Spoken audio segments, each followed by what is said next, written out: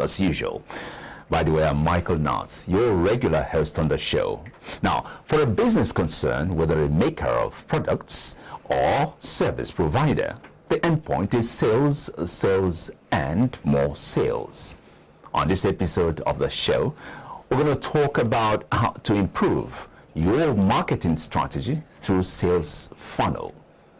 Now, to start with, let's take this business tip. Be extraordinary. Find the edge and push past it. That is how you get noticed and get what you want. We'll take a break now. We'll come back. We have a lot more for you here on the show today. So don't go away.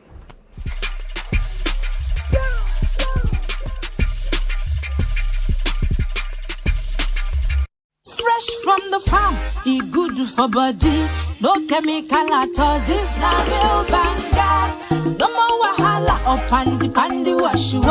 Just put on for fire and your food is done ready. Everybody follow me to banga, hey banga, oh. Make you follow me to parade.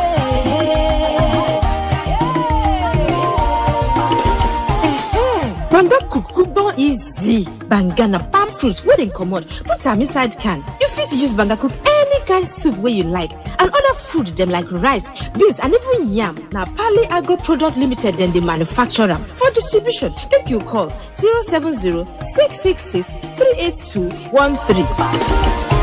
Banga for make your food yum yum.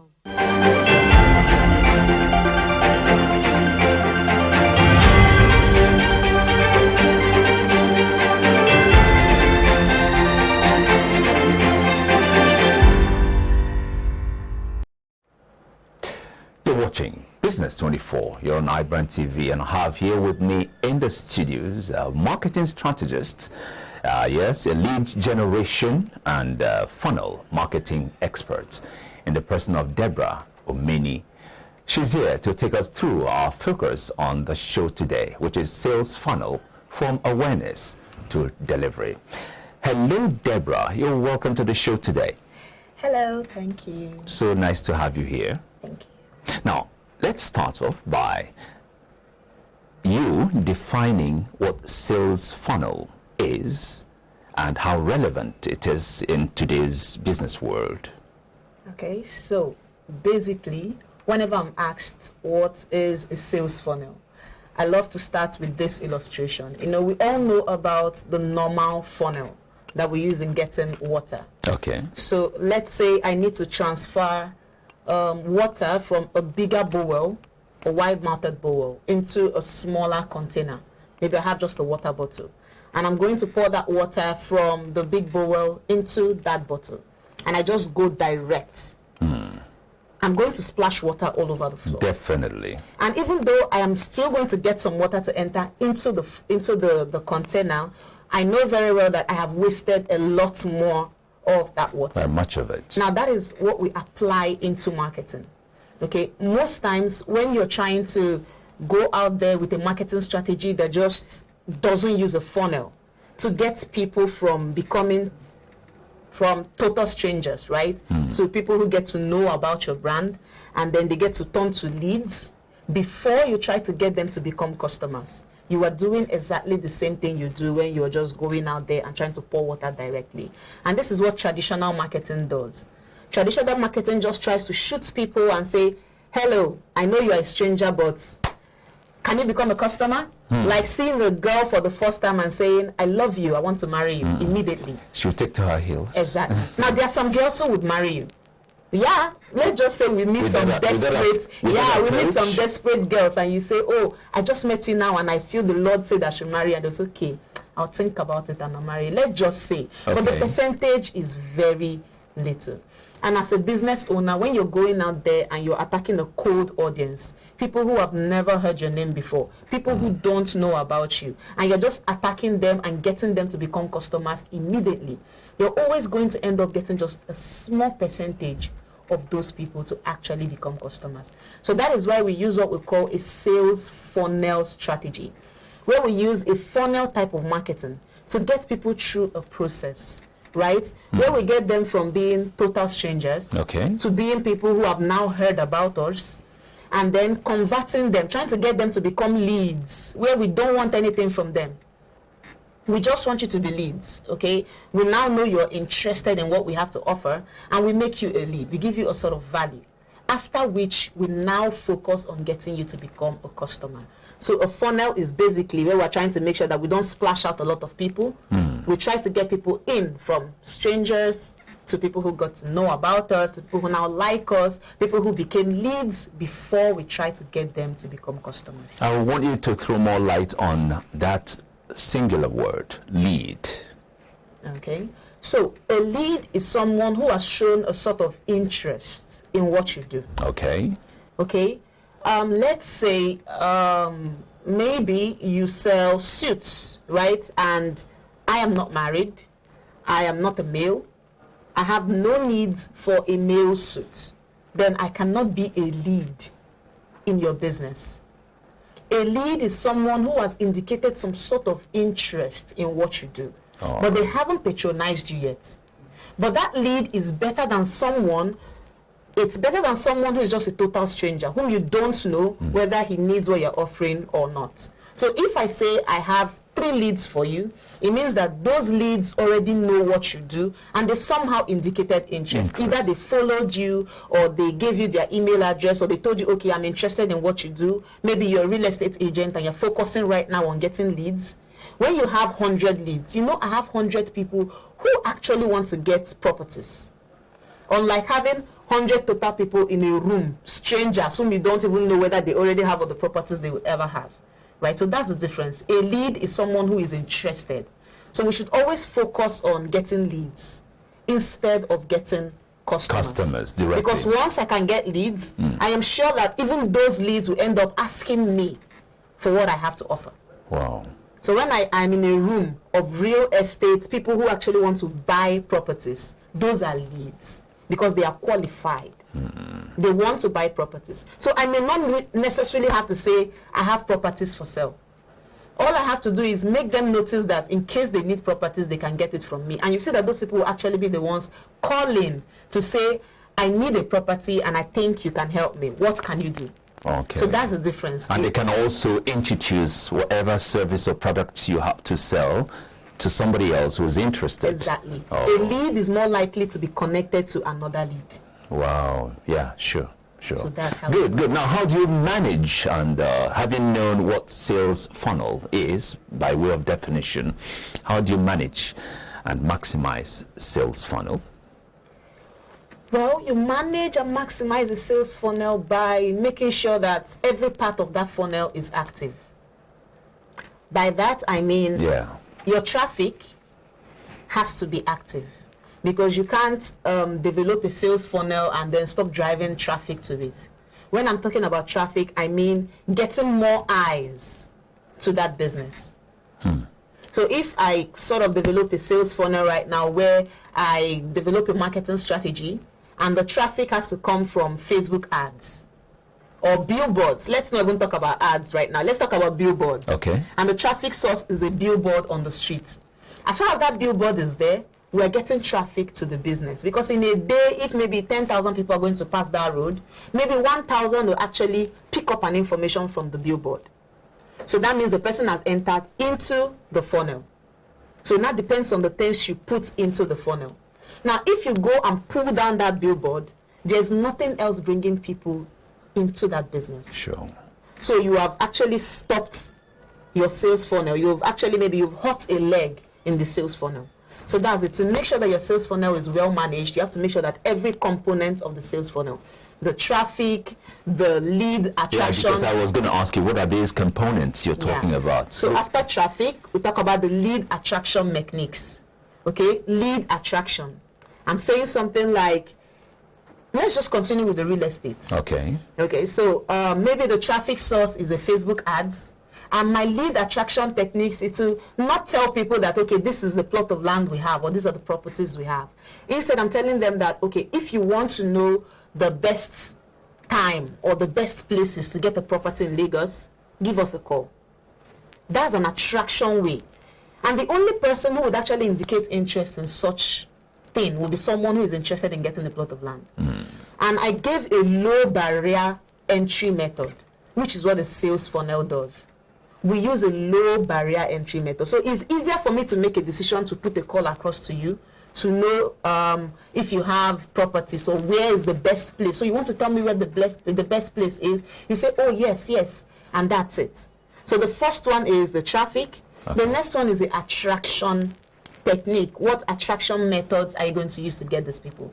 And when you've gotten them, you now need to have a sequence of things that you need to do depending on your business. Okay, what are those things you need to do to convince this person, to get this person to know you, to like you, and to trust you, so that person can now pull the next step of becoming a customer. People only buy from people they know, like, and trust. So once you've gotten them you've used traffic to get them into your funnel, you've used the lead attraction techniques to make sure that once they are seeing it, the traffic is coming in, you are attracting the leads. Okay. So when I say the best places, if you want to know the best places to get a property in Lagos, give us a call or drop your email address. The only people who would get into that stuff are the people who actually want to get a property in Lagos.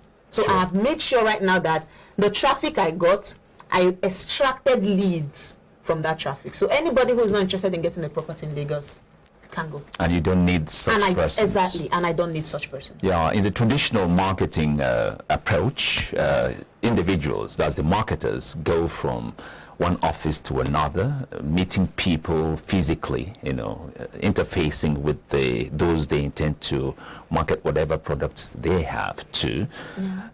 In this case, is there any difference? Well, it could still be applied to the normal traditional marketing. Okay. But what I do is majorly taking this thing online and using all the automation stuffs online. But if we're to talk about bringing this to the traditional, is there a special app?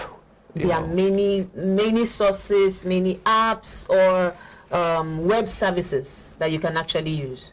Okay, we have things like the email autoresponder. Right? We have your websites, we have sales pages that does the talking for you.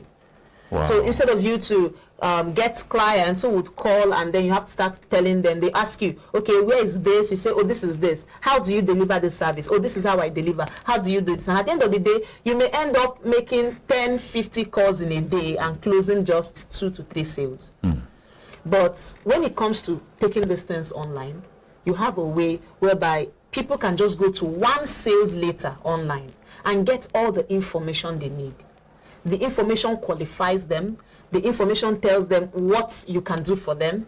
It tells them what you have to offer. It tells them the price. So when these people are calling you, they are calling you as an already warm audience. They know and they have seen in the sales page, maybe even the people you have helped to get these things, the people you have helped to get results. So they sort of feel like they know you. Right? So that's what we do, bringing it online. But if you're still talking about your traditional way, then maybe when you go, when you're going to the office, instead of telling them, oh, this is our land or this is the properties, try to give them another value. I already gave an example. Maybe you go to the offices and share flyers where you're saying, oh, we want to show you, if you want to know about the best places to invest in Lagos, you can just take this form and go through this website and you will get it there. So you see that it still works either ways, whether you're working online or you're working offline, it works either ways. Fantastic there. Now, still talking about a sales funnel, how do you align sales and marketing in this very system of marketing? How do you align sales and marketing? Yes. Inside the sales funnel? Yes. A sales funnel is like the house. Okay. That is trying, or should I say, is the vehicle that is trying to help you get to your sales. Okay? All right. It's the vehicle you use to get to sales. Marketing is the king, is the goal. Sales funnel is the vehicle that helps you to get those sales. All right. So basically, someone can have a marketing strategy where all we do is we put out our products, right? Or we have this, we have that, or maybe we are this and that, and this is what we offer, right? That is marketing. Okay. So you put out that marketing, and the marketing is just directed at call us, or this is the amounts you need to pay, pay to so account number and we'll get back to you. So that's just directly from marketing to sales. The gap is there. Now there are people who are going to jump in, who are still going to get to buy. Okay. But you are leaving out a larger percentage of the market. Now there's something we call the complete market formula. It represents the complete representation of the people in every market. Okay, so we have the people, it's actually made up of 4 stages. So the first people are the people we call people in the buy now mode. They are ready to buy now. They are ready to buy instantly. Instantly. So these people know they have a problem. They know the solution to that problem.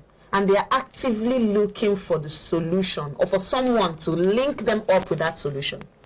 So I know I need to get a new property. I know that to get a new property, I need to have maybe within 100, 150, 200 million. I have the money. Now I'm just looking for who will help me get this property, right? Maybe I want to get I just want to rent a new apartment. Okay. I already know that my rent is expiring next month. I need to get a new apartment, right? So I'm actively looking for an agent to link me to a new apartment. That is just someone in the buy now mode. I know what I want. I am actively looking for the solution. So when you do that marketing that is directing directly to sales, you will get someone like me. Because I don't need much. I just, okay, this is it. Oh, you said you have this. Okay, I'm going to get it. But this is just 3% of the market. Only 3%. 3 over 100. Over 100. Wow. Only 3%. There is a whole 97% that you are leaving out. Now, when you come in between your marketing and sales and put in a sales funnel, you connect with these other people. Now, the second stage of the people there is the people we call information gathering mode. Okay? So they know they have a problem. All right. They know the solution to that problem. But now they are not quite yet ready to go out there and buy it. But they're in an information gathering mode. Let's say I need a new car. And I know that my old car is bad and it's time for me to change this car. So I'm thinking, should I get a Toyota or should I get a Honda CR-V? So I'm just in an information gathering mode. Okay. So if you're marketing a car and anytime I pass by, the only thing I see is get our Honda CR-V, get our this, you're not going to call out to me because what you're doing is marketing, trying to get sales. But if someone else that is still a car dealer gives out an information like what you should know about our Honda CR-V and our Toyota Camry, I want to go there. It attracts me because I am in more impact on me because I am in an information gathering mode. So you drag me with that information. And once I get that information, and I see that, oh, Honda CR-V will do this, Toyota does this, this does this. Oh, I'm like, oh, wow. And if you know how to now present your offer, you can even get me to buy immediately. Now, the person who was actually doing marketing and sales lost me. While the person who actually knew that there are some people who are in information gathering mode and went in to give us that information, he got my attention, and when he fed me with information, I automatically felt like, okay, I can get this from this person. And this product, don't forget, is the same product as the one the other Exactly. guy. Wow. It's the same product. Very interesting. We're going to be back with more questions and more answers from you on the show. We'll take another breather here. We'll come back and bring you more on the show. Don't go away.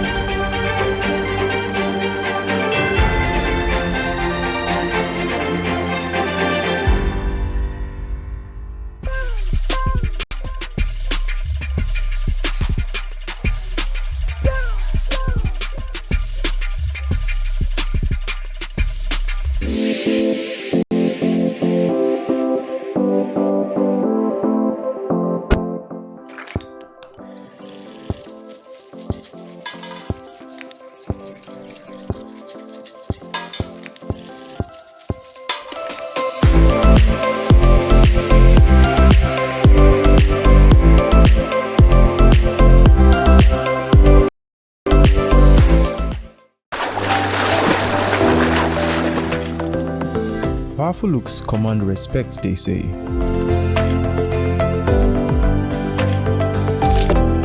The perfect body, the perfect grooming, and ultimately the perfect skin. Looks, style, and grooming makes the ultimate man.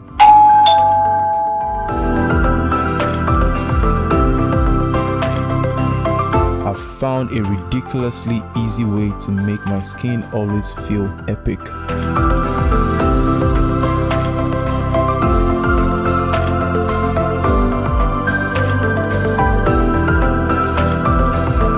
My name is Neo. I found Blemiviv, and now my skin finally makes sense.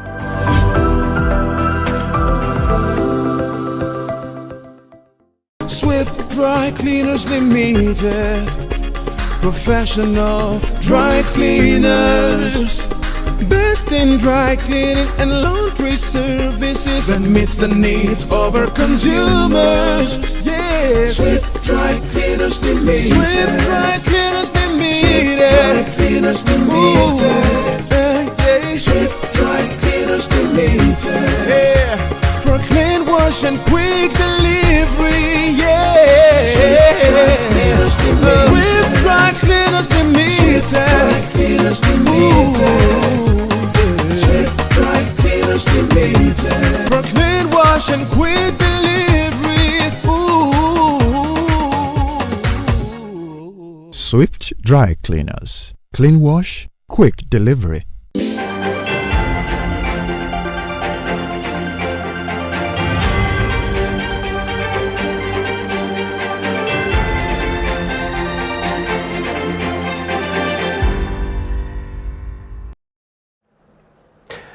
You're back on Business 24, and we're still talking sales funnel with Deborah, the lead generation and funnel marketing expert. Glad to still have you around, Deborah. Pleasure. Now, how do you compare or relate data insights with sales funnel? What connection exists between these two? Okay. You know, the beautiful thing about the internet right now is that data is very, very important. In fact, data is one of the biggest things right now, because the internet, let's take for example Facebook, Okay. has a way of mining data. So they take our data, they know the kind of things you do online. They know if you're the type of person who actually likes posts.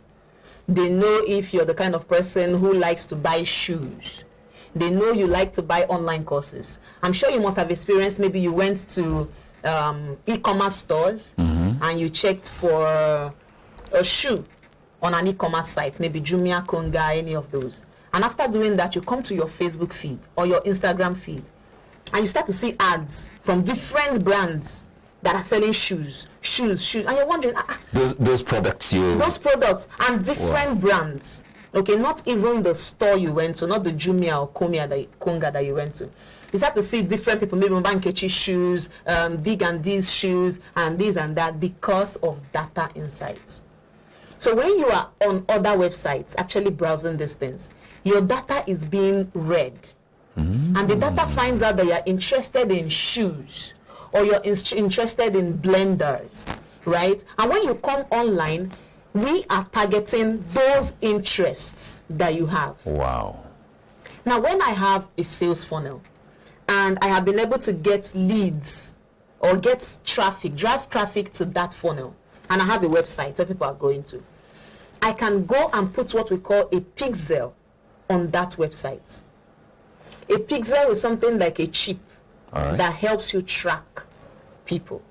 So if you land on my website and you don't buy what I'm selling, I will run another ad targeting that same person, every single person who landed on my website without buying.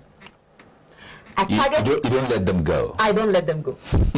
So that is the beauty of data insights. Okay, now when you have a sales funnel and you've been able to pull traffic to that site for a long time, maybe just a month or so, and you know you've gotten enough people to land on that website, you can actually ask Facebook to look for people that look like the people who landed on that website, because you have your pixel that you are using to track their behavior. So if you are among the people who landed on the website, and I was able to use my pixel to track your behavior, and my pixel knows that, okay, maybe around the daytime you are not online. You usually come online around 5 p.m. And whenever you come online around 5 p.m., they always know that you go to a particular page to read news. So Facebook is going to look for every other person that is like you, that comes online around that period of time and goes to read news around that period of time. So it's called a lookalike audience. Wow. So data insight is beautiful, especially when you use a funnel. So you're using a funnel, you're getting traffic, and you're actually going to total strangers, right? I was going to total strangers, and I got these total strangers, and out of the total strangers, I pulled in some leads. Then I use those leads. I can even upload a CSV file, a hashed file, or even just a file containing the names, email address, and phone numbers of the people who have bought from me this year. Okay. I will upload it to Facebook or Instagram, just Facebook Ads Manager. And then I'll ask Facebook to look for the people who look like these people. Wow. Wow. That is the reason at times when you visit Facebook, you see list of names, you know, there will, these are people you can make friends with and stuff, like people you've never met before, or people you must have met so many years ago, whose contacts you may even have. Do you understand? That's the same process. It's the same thing. So data for this one I'm talking about now is about advertising, right? While the one you're talking about is just about their own AI, the intelligence. So let's say you meet someone. Yes, I was gonna. Are they not the same thing? The way they work. Yeah, it's the same thing. Okay. Okay, but for us, we are actually using this for marketing purposes. They are using this one you're talking about for connection purposes, so they can expand their network.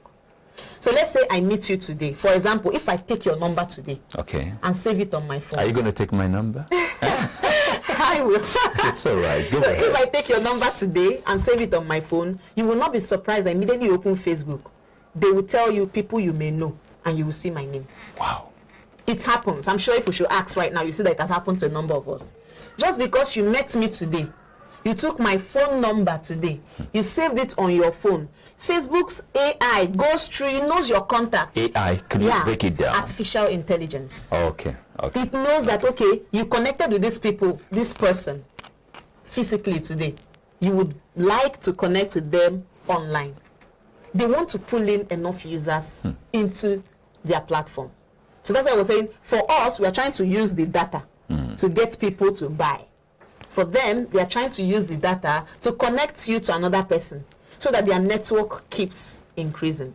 Because if you connect with me on Facebook right now and we are not friends, you've added another contact or another connection that will make you like more posts. So you will like my posts. So if you had 99 friends, now you have 100 friends. And maybe you should like 80 of those people's posts and comment and all that. Now you have 100, right? And you're liking my own posts, you're commenting. The more you stay online, giving them liking, commenting and all that, you're giving them information, you're giving them data, and that is where their money comes from. So data is amazing.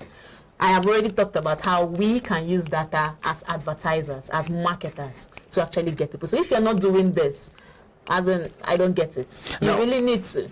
This sounds very, very interesting, and I'm being enlightened here in a very, very big way.